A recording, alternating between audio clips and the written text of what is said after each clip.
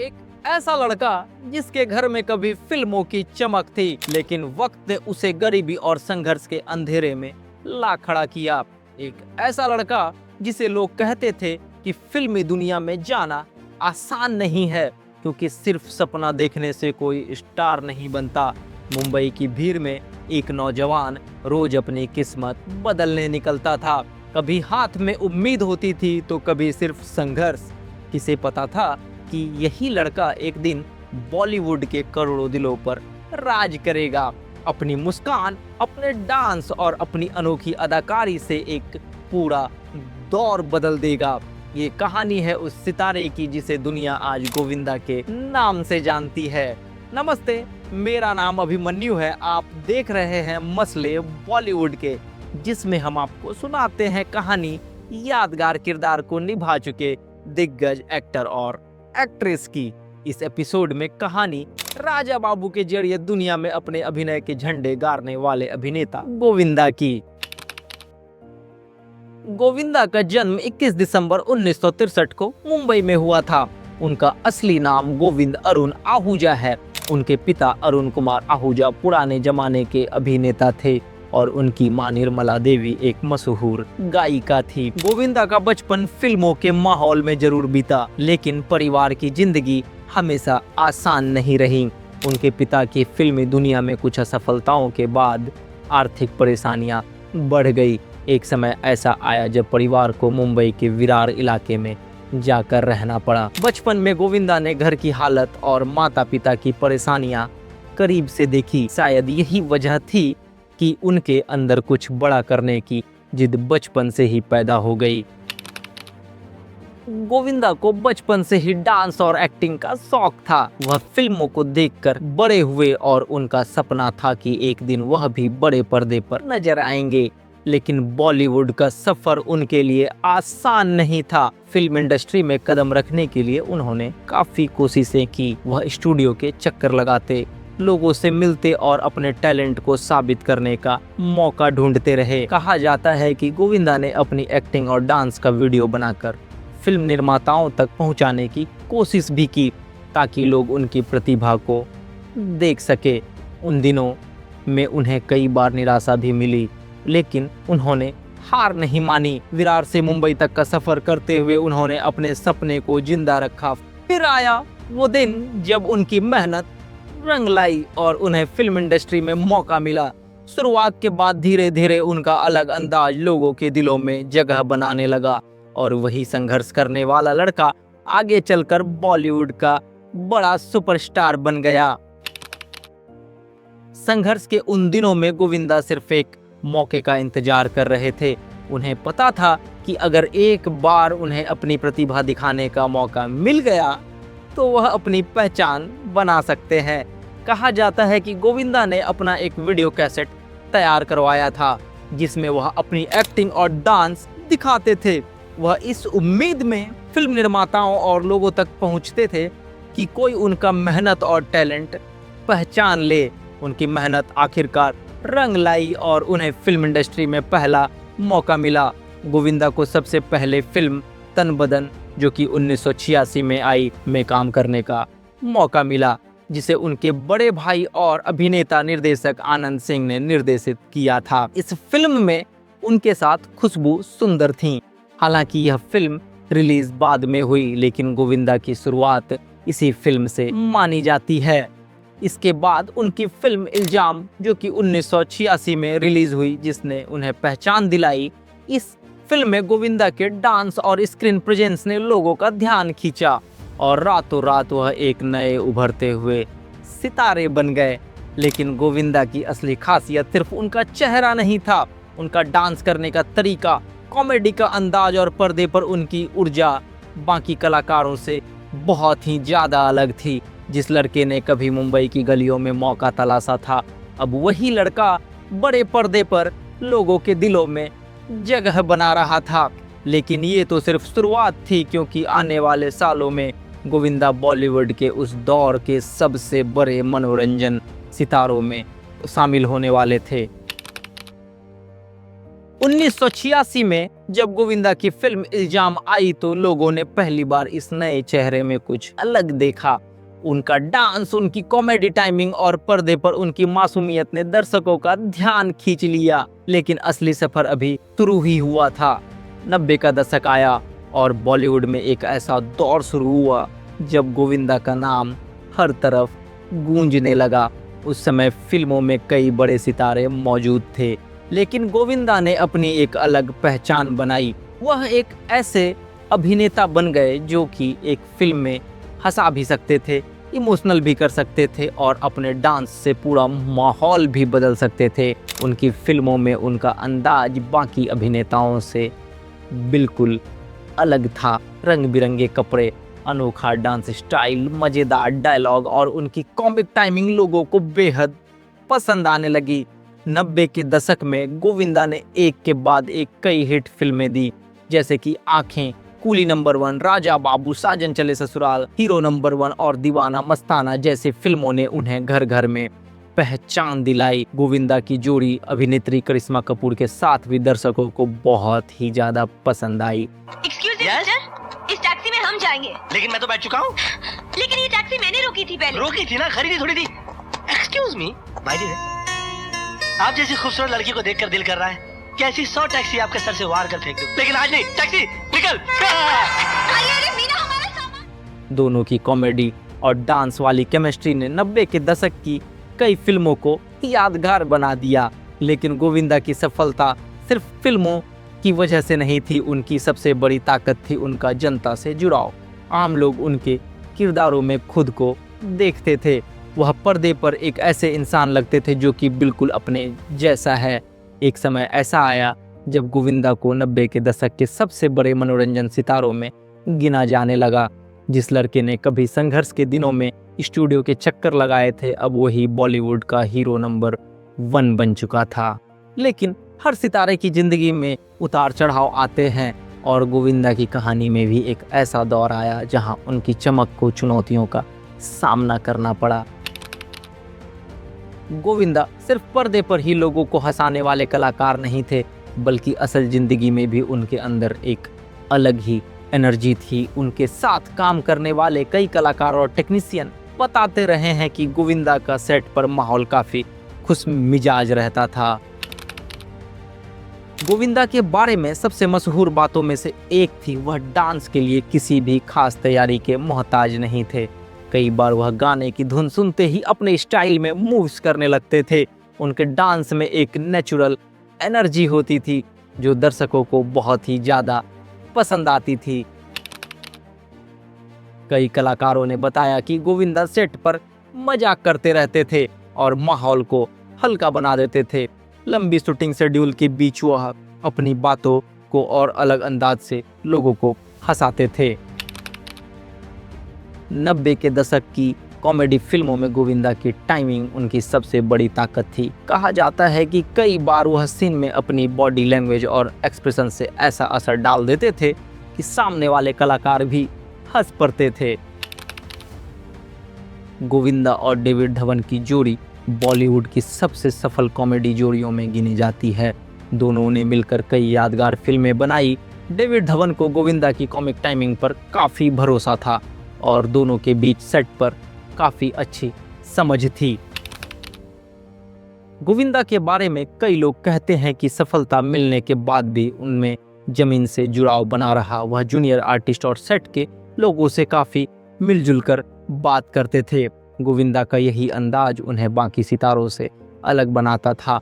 वह सिर्फ एक अभिनेता नहीं थे, बल्कि अपने समय के सबसे बड़े एंटरटेनर थे। लेकिन उनकी ज़िंदगी में सिर्फ हंसी और सफलता नहीं थी। आगे चलकर उनके करियर में विवाद, फैसलों की गलतियां और एक ऐसा दौर भी आया जब बॉलीवुड का ये चमकता सितारा धीरे धीरे लाइमलाइट से दूर होने लगा।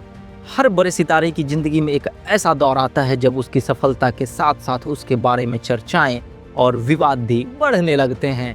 गोविंदा के साथ भी कुछ ऐसा ही हुआ था। 90 के दशक में जब वह बॉलीवुड के सबसे बड़े सितारों में शामिल थे, तब उनकी निजी जिंदगी और करियर से जुड़े कई किस्से सुर्खियों में आए। एक समय गोविंदा और निर्देशक डेविड धवन की जोड़ी बॉलीवुड की सबसे हिट जोड़ियों में गिनी जाती थी। दोनों ने कई सफल फिल्में दी, लेकिन बाद के वर्षों में दोनों के बीच कुछ मतभेदों की खबरें आई। गोविंदा ने कई बार महसूस किया कि उन्हें फिल्मों में पहले जैसी अहमियत नहीं दी जा रही है। वहीं डेविड धवन ने अपने पक्ष की बातें रखी। हालांकि बाद में दोनों के रिश्ते में सुधार की खबरें भी आई। गोविंदा के करियर में एक समय ऐसा आया जब उन्होंने कई बड़ी फिल्मों को मना कर दिया या कुछ फिल्मों में काम ही नहीं कर पाए। मीडिया में यह चर्चा होती रही कि उनके कुछ फैसलों की वजह से उनका करियर प्रभावित हुआ। कुछ रिपोर्ट्स में यह भी कहा गया कि सलमान खान के बाद उनका करियर दोबारा चर्चा में आया, लेकिन उसके बाद भी वह 90 के दशक जैसी लगातार सफलता वापस नहीं पा सके। फिल्म पार्टनर के बाद दोनों सितारों की दोस्ती की चर्चा हुई, लेकिन बाद में मीडिया में दोनों के बीच दूरियों की भी खबर आई। दोनों ने अलग अलग समय पर अपने विचार रखे। हालांकि इस मामले में कई बातें सिर्फ मीडिया रिपोर्ट्स और चर्चाओं पर आधारित रही। गोविंदा ने कई इंटरव्यू में फिल्म इंडस्ट्री के बदलते माहौल और नए कलाकारों को मिलने वाले मौकों पर अपनी राय रखी। उनके कुछ बयान चर्चा में रहे क्योंकि उन्होंने अपने अनुभवों के आधार पर इंडस्ट्री के बारे में बातें कहीं। गोविंदा का नाम कई बार अभिनेत्री नीलम कोठारी के साथ जोड़ा गया। दोनों ने कई फिल्मों में साथ काम किया था और उनकी जोड़ी पसंद की जाती थी। हालांकि निजी रिश्तों को लेकर जो बातें सामने आई, उनमें कई बातें मीडिया की चर्चाओं और अफवाहों पर आधारित थी। गोविंदा की कहानी में यही खास बात है। एक तरफ वह 90 के दशक के सबसे पसंदीदा सितारों में रहे और वहीं दूसरी तरफ उनके करियर के फैसले और विवाद भी उनकी यात्रा का हिस्सा बन गए। लेकिन इसके बाद उनकी जिंदगी का सबसे भावुक हिस्सा आता है, कैसे एक सुपरस्टार धीरे धीरे फिल्मों से दूर हुआ और आज गोविंदा किस दौर से गुजर रहे हैं। 90 के दशक में बॉलीवुड के सबसे बड़े सितारों में शामिल होने के बाद गोविंदा ने अपनी जिंदगी में एक नया मोड़ लेने का फैसला किया। जिस चेहरे को लोग फिल्मों के पर्दे पर प्यार देते थे, वही चेहरा अब राजनीति के मैदान में दिखाई देने लगा। साल 2004 में गोविंदा ने राजनीति में कदम रखा। उन्होंने भारतीय राष्ट्रीय कांग्रेस का हाथ थामा और मुंबई की उत्तर लोकसभा निर्वाचन सीट से चुनाव लड़ा। उनके सामने उस समय राम नाईक जैसी अनुभवी नेता थे जो कई बार संसद रह चुके थे, लेकिन गोविंदा ने अपनी लोकप्रियता और जनता से जुड़ाव के दम पर चुनाव जीता और सांसद बन गए। यह जीत इसलिए भी खास थी क्योंकि एक फिल्म स्टार ने एक अनुभवी राजनेता को हराकर राजनीति में अपनी मजबूत शुरुआत की थी। लेकिन राजनीति का सफर फिल्मों की तरह आसान नहीं था। सांसद बनने के बाद गोविंदा को आलोचनाओं का सामना भी करना पड़ा। कुछ लोगों ने उनकी पसंद में कम उपस्थिति और क्षेत्र में काम को लेकर सवाल उठाए। गोविंदा ने समय समय पर इन आरोपों पर अपना पक्ष भी रखा। राजनीति में उनका कार्यकाल बहुत लंबा नहीं रहा। 2008 के आसपास उन्होंने सक्रिय राजनीति से दूरी बना ली और फिर अपना ध्यान फिल्मों और निजी जिंदगी की तरफ लगाया। गोविंदा की राजनीतिक यात्रा छोटी जरूर रही, लेकिन उनकी जिंदगी के सफर का एक अहम अध्याय थी। एक ऐसा अभिनेता जिसने पर्दे पर लोगों के दिल जीते और फिर जनता के बीच जाकर अपनी किस्मत आजमाने की कोशिश की। लेकिन इसके बाद सवाल उठता है, जिस अभिनेता ने 90 के दशक में बॉलीवुड पर राज किया, उसका स्टारडम धीरे धीरे क्यों कम हुआ और आज गोविंदा कहां खड़े हैं।